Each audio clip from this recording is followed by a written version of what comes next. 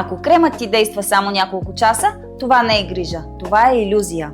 С времето кожата губи еластичност и жизненост. Много кремове обещават хидратация, но ефектът им изчезва бързо или изобщо не идва. Причината често не е в кожата, а в самия крем. По време на производството, при висока температура, активните съставки се разрушават и не достигат до кожата. Затова резултатът е временен, а не е устойчив. Дневният крем на Балевски и Киров се произвежда по технология, използвана за първи път в България, във вакуум и при много ниска температура. Този процес предотвратява окислението и запазва до 98% от активните съставки в тяхната пълна сила. Не е случайно, че Балевски и Киров са отличени като иновативно предприятие на България. Това е признание за технологията, процесите и реалния фокус върху ефективността, а не просто върху обещанията. Кожата остава хидратирана през целия ден, по-мека, по-гладка и видимо по-свежа.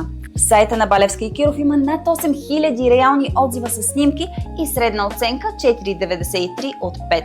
И най-важното, ако не си доволна от резултата, Балевски и Киров връщат парите. Без въпроси, без условия, без риск.